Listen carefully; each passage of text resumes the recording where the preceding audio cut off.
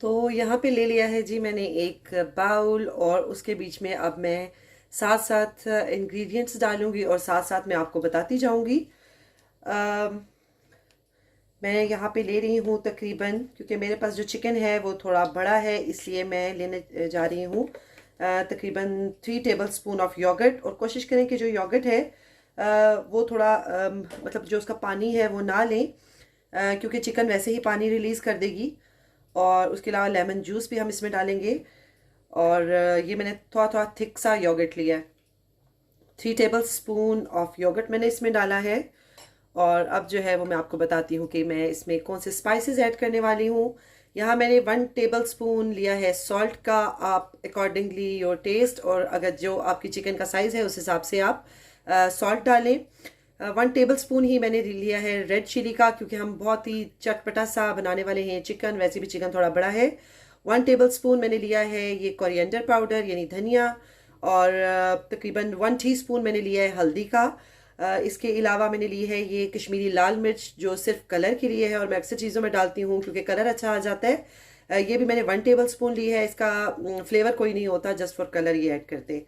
और ये क्रश्ड मैंने चिली ले ली है तकरीबन 1 टेबल स्पून। और गरम मसाला लिया है मैंने ½ टीस्पून। ये सब मैं डालती हूँ ड्राई स्पाइसेस इसमें। और साथ ही मैंने लिया है इसमें चाट मसाला, जो मैंने 1 टीस्पून लिया है। और ये चिकन टिक्का मसाला जो होता है, चिकन टिक्का बोटी मसाला, ये भी मैंने 1 टीस्पून लिया है। जस्ट इसमें से बस कलर ही होगा और फ्लेवर ही होगा इसका। इसके अलावा मैंने लिया है ये जिंजर गार्लिक पेस्ट, और साथ में मैंने एक हरी मिर्च थी, उसको भी मैंने साथ में ही पीस लिया है। तो ये भी तकरीबन 1 टेबल स्पून बनता है। अगर आप लोग कम चिली खाना चाहते हैं या आपके बच्चे पसंद नहीं करते तो आप ग्रीन चिली को स्किप भी कर सकते हैं। अब हम करते हैं इन सब चीज़ों को अच्छे से मिक्स। ये अभी थोड़ा सा थिक लग रहा है, लेकिन जब मैं इसमें लेमन जूस ऐड करूंगी तो ये थोड़ा सा लिक्विड सा हो जाएगा, यानी थोड़ा पतला हो जाएगा।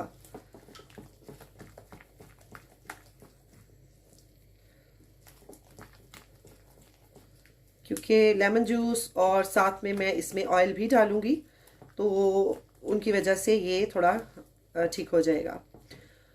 और ये मिक्स करने के बाद मैंने यहाँ पे लिया है लेमन, एक बड़ा लेमन मैंने लिया है, और सीड्स मैंने इसके निकाल लिए हैं। और अब मैं इसका डालने लगी हूँ इसमें। कुछ सीड्स वैसे निकल भी आए हैं, लेकिन नेवर माइंड, मैं इनको उठा लूँगी। साथ ही लेमन जूस डाल देते हैं।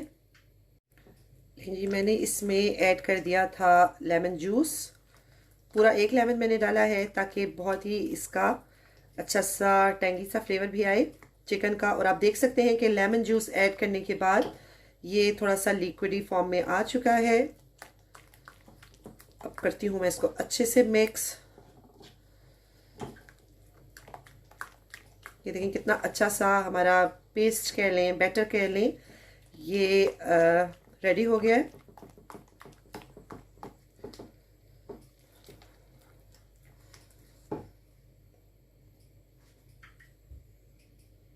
अब यहाँ तकरीबन 1 टेबल स्पून के जितना मैं इसमें ऐड करने लगी हूँ ऑयल।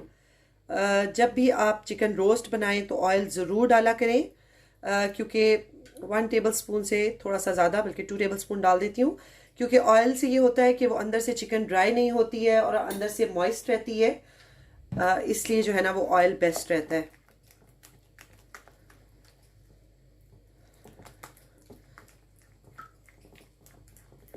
लेकिन पेस्ट जो है वो बहुत अच्छे से बन गया है।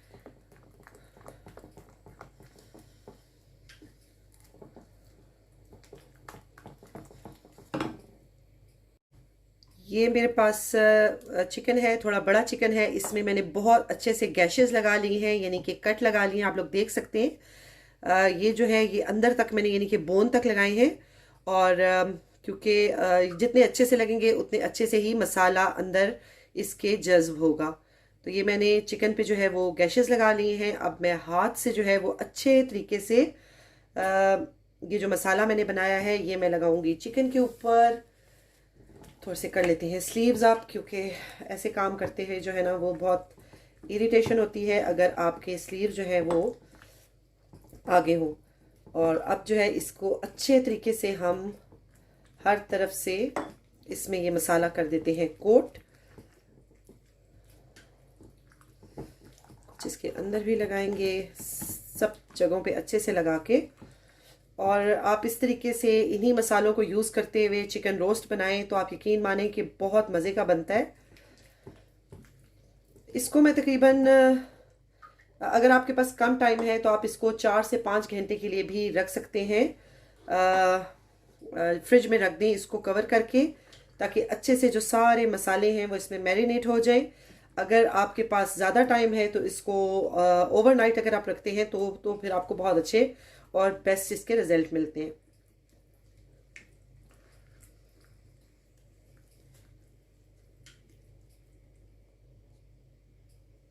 साथ ही जी मैंने लिए हैं 2 अदद पोटैटोज। उसके मैंने छिलके नहीं उतारे, बल्कि उनको बहुत अच्छे से धो लिया है मैंने, और वो मैं इस तरीके से काट के इसमें ऐड कर दूंगी।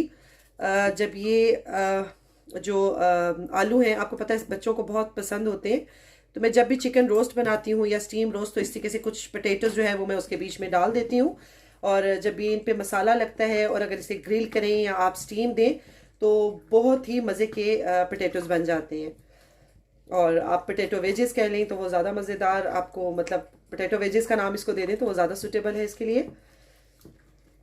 अब ये इसी मसाले के साथ ये ओवरनाइट पड़ी रहेगी, और उसके बाद जो है मैं अभी इसे कवर करके रख दूंगी फ्रिज में पूरी रात के लिए। तो इंशाल्लाह ताला जो है वो मैं आपको फिर बताऊंगी जब ये मैं बनाऊंगी, इसको स्टीम दूंगी, इसको ग्रिल करूंगी, तो आपके साथ शेयर करूंगी कि ये कैसी बनती है। चले फिर मिलते हैं जब तक इसकी मैरिनेशन कंप्लीट होती है।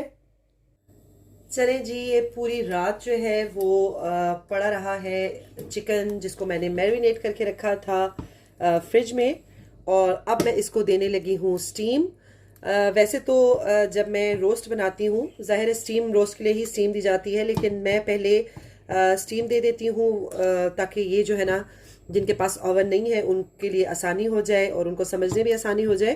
वरना मैं तो इसको ग्रिल भी कर लेती हूँ स्ट्रेट अवे, लेकिन आप लोगों को दिखाने के लिए मैंने इसको पहले मैं दूंगी स्टीम, क्योंकि चिकन भी थोड़ा बड़ा है तो इसलिए ये अच्छे से हो जाएगा जब कुक।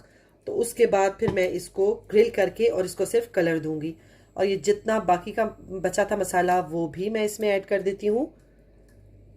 और पोटैटोज़ को भी मैंने बीच में डाल दिया है, लेकिन ये है कि पोटैटोज़ जो है वो मैं जब ये हाफ कुक हो जाएंगे तो फिर मैं निकाल लूँगी, क्योंकि जब मैं चिकन को ग्रिल करूँगी तो फिर मैं पोटैटोज़ को जो है वो ओवन में रखूँगी। तो इसको जो है अब मैं रखूँगी मीडियम हीट पे, और क्योंकि अगर तेज़ फ्लेम पे रखा तो ये जल जाएगा मसाला। अभी चिकन और योगर्ट जो है वो अपना पानी रिलीज़ करेगा और उसी में ये जो है वो गलेगी अच्छे से।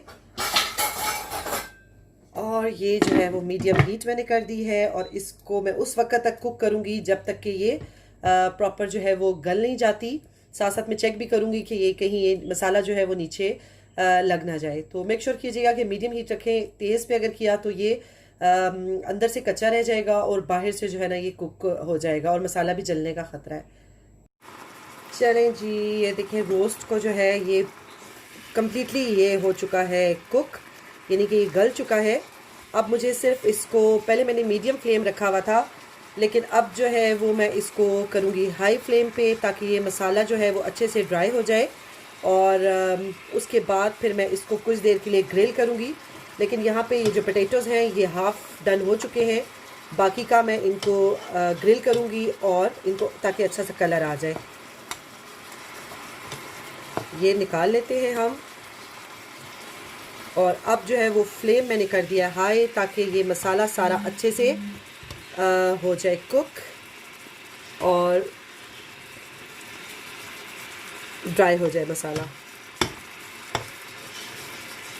ये पोटैटोज़ जो है ये देखिए मैंने निकाल लिए हैं सारे, और अब मैं इसको फुल हीट पे करूँगी ताकि ये मसाला ड्राई हो जाए, और फिर मैं इसको करूँगी ग्रिल, सिर्फ कलर देने के लिए, वरना गल तो ये गई है चिकन।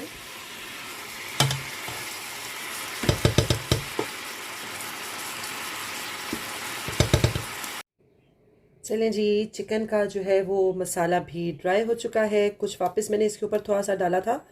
और अब जो है अगर आप चाहें तो इसी पैन में आप थोड़ा सा और ऑयल ऐड करके और इसको आप फ्राई कर सकते हैं अगर आप हेल्थी ऑप्शन चाहते हैं। या फिर दूसरा तरीका है कि कढ़ाई में तेल डालें और इसको फ्राई करें। लेकिन मैं जो है वो इसको ग्रिल करूँगी क्योंकि वो ज़्यादा बेहतर है, क्योंकि इसको फ्राई नहीं करना चाह रही मैं।